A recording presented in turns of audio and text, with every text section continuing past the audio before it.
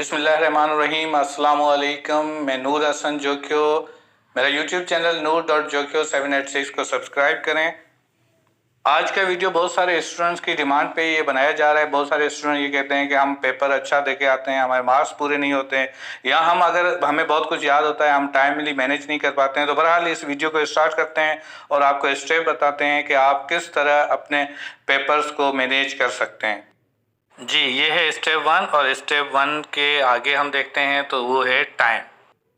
आप इस चीज़ में देखें, ये वही बात दोहराई जा रही है जो मैंने आपको पहले ही बता चुका हूँ कि एग्ज़ाम्स के अंदर स्टूडेंट्स जो है वो टाइम की कमी की वजह से उनसे इन्विजिलेटर्स कॉपीज़ ले लेते हैं और वो अपनी कॉपीज़ कंप्लीट नहीं कर पाते, अपने टाइम मैनेज नहीं कर पाते, जिसकी वजह से टाइम मैनेज ना करवाने की वजह से वो अपने जिसको मैनेज करना आपको बताएंगे कि ये मैनेज हम किस तरह कर सकते हैं। सब्सक्राइब करें। इन फ्यूचर आपको बहुत सारी चीज़ें इसी से रिलेटेड मिलेंगी, एग्ज़ाम्स के हवाले से और थर्ड पार्टीज़ के एग्ज़ाम्स के हवाले से, तो लाजमी इसको सब्सक्राइब में सबसे पहले आपने ये करना है कि आपने अपना क्वेश्चन पेपर जो है वो अच्छे तरीके से रीड करना है। पूरे क्वेश्चन पेपर को आपने रीड करना है। उसके लिए 5 मिनट से 10 मिनट्स देने, ताकि आपको ये अंदाज़ा हो जाए कि आपको कौन से क्वेश्चंस इजी हैं और कौन से डिफ़िकल्ट हैं। फिर आप हर क्वेश्चन के लिए अपना क्वेश्चन पेपर जो है वो अच्छे तरीके से रीड करना है। पूरे क्वेश्चन पेपर को आपने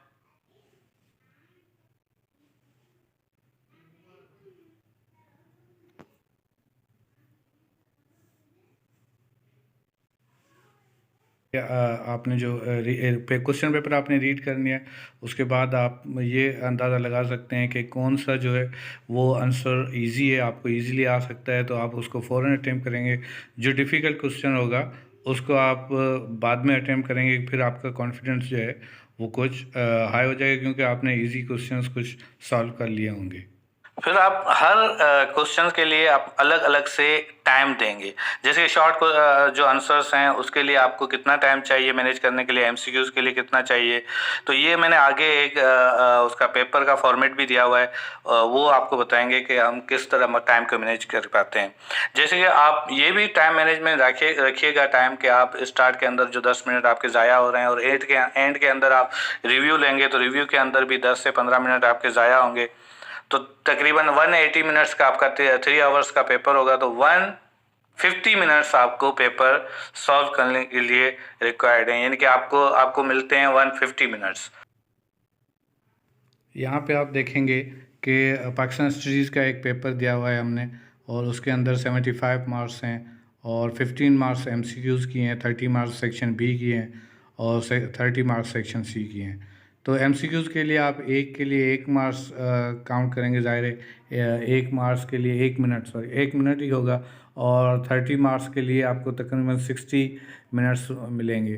तो ये जहन में रखिएगा कि 60 मिनट्स आपने यहाँ पे नहीं देने, यहाँ पे 45 मिनट्स देने, क्योंकि आपने जो 10-15 मिनट सेव करने हैं वो आपके लास्ट में आपकी पेपर चेक वगैरह पे काम आ सकते हैं। और इस पे भी यही सेक्शन बी वाला वही पहले वाली बात कि आपने इस पे जो इजी क्वेश्चंस हैं उसको आपने सबसे पहले सॉल्व करना। तो आप छोड़ देंगे जो इजी क्वेश्चन है उसको फ़ौरन सॉल्व करने की, क्योंकि इजी क्वेश्चंस में आपका कॉन्फिडेंस है वो मज़ीद बढ़ेगा, जिसकी वजह से आप जो है वो टफ़ क्वेश्चंस को भी जल्दी से सॉल्व करने में आपको मदद मिल सकती है।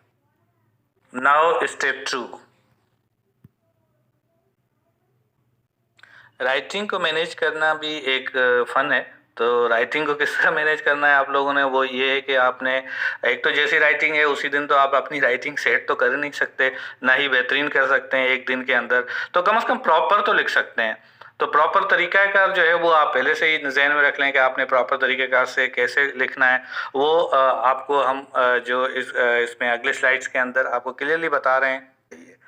हर क्वेश्चंस की प्रॉपर, जिससे ये फॉर्मेट में आपके सामने सेक्शन 1 है, नंबर 2 है, और उसमें क्वेश्चन 1 दिया हुआ है, 3 दिया हुआ है, इसने 4 सॉल्व किया हुआ है। किसी तरह क्योंकि चेक करने वाले को बिल्कुल ईजी लगेगा, उसको फ़ौरन मार्क्स दे देंगे।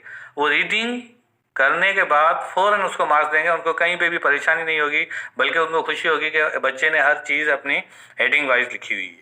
फॉर्मेट में देखें आप क्वेश्चन को, शॉर्ट क्वेश्चन को किस फॉर्मेट के तरीके से सॉल्व किया हुआ है। ये भी सेम क्वेश्चन है, इसने इस बच्चे ने बिल्कुल बेहतरीन तरीके से पेपर सॉल्व किया हुआ है। तो हेडिंग्स जो हैं वो प्रॉपर हो। इस शीट को भी देखें, ये भी एक एक्स्ट्रा शीट मैंने लगाई हुई है, इसको आप अच्छे तरीके से देख के और किस तरह हेडिंग्स देनी है और किस तरह पेपर को सॉल्व करना है, इस तरह आपकी हेडिंग्स प्रॉपर होंगी, उससे इतनी ही अच्छी आपको मार्क्स मिलेंगी। अब हम आते हैं कि हमारे क्वेश्चंस किस टाइप्स के होते हैं, यानी कि एमसीक्यूज टाइप के हैं या लॉन्ग क्वेश्चन है, शॉर्ट क्वेश्चंस हैं। यहाँ पे मैंने आप देखेंगे टाइप ऑफ एग्जाम्स और टाइप ऑफ क्वेश्चंस लिखा हुआ है। तो या जाहिर है 9th और मैट्रिक फर्स्ट ईयर इंटर पे टाइप ऑफ क्वेश्चंस ही इस पे होते हैं। टाइप ऑफ एग्जाम्स ये होते हैं कि बहुत सारे आगे जाके जॉब्स के हवाले से एग्ज़ाम्स जो होते हैं वो कुछ एग्ज़ाम्स सिर्फ एमसीक्यूज बेस्ड होते हैं, कुछ एग्ज़ाम जो है वो डिस्क्रिप्टिव ऐसे टाइप के होते हैं। तो यहाँ पे हम इसको आपके जो क्वेश्चन पेपर है एमसीक्यूज, शॉर्ट क्वेश्चन और डिस्क्रिप्टिव, हम तीनों को डिस्कस करेंगे। सेक्शन ए, उसके अंदर आपने चॉइस होती है, आपके पास चार ऑप्शंस होते हैं। चार ऑप्शंस के अंदर आपने कोई एक ऑप्शन सिलेक्ट करना होता है जो राइट आंसर होता है। 9th मैट्रिक वालों के लिए तो इजी है, वो तो कॉपी में लिख लगते हैं। वो इन फ्यूचर 9th मैट्रिक वालों के पास भी कंप्यूटर रीडेबल पेपर आ जाएगा तो फिर उनके लिए मसाइल हो जाएंगे, मगर फर्स्ट ईयर और इंटर वालों के लिए तो अभी से ही कंप्यूटर रीडेबल पेपर है, जिसके अंदर आपने करना क्या होता है कि ABC चार ऑप्शंस लिखे होते हैं, डी चारों ऑप्शंस में जो राइट ऑप्शन होते हैं उसके अंदर आपने तो उस सर्कल के अंदर आपने सही जो सर्कल है उसको देना होता है। अगर आपने फॉर एग्जांपल गलती से बी पे सर्कल लगा दिया और फिर आपने वो याद आ गया कि ए सही है, तो फिर आपका वो क्वेश्चन रॉन्ग हो जाएगा। तो ये जहन में रखिएगा, एमसीक्यूज को सॉल्व करने से पहले अच्छे तरीके से उसको रीड कीजिए। एमसीक्यूज में जो आपको इजी लगे पहले उसको सॉल्व कर लीजिएगा, और जो डिफिकल्ट लगे उसको फिलहाल सोचने के लिए छोड़ दीजिएगा, फिर उसको एंड में आप सॉल्व कर लीजिएगा।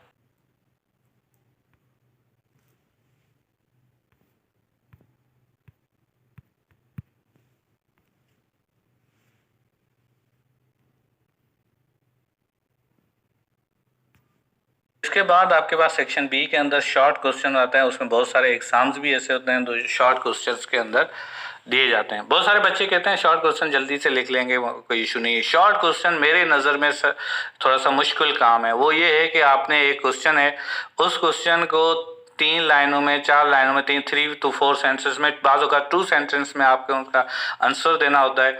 और 2 सेंटेंस में आप ऐसा आंसर दें कि उस क्वेश्चन का प्रॉपर आंसर हो, उसको सही समझ में आए, क्योंकि आपने टू दी पॉइंट बात करनी होती है।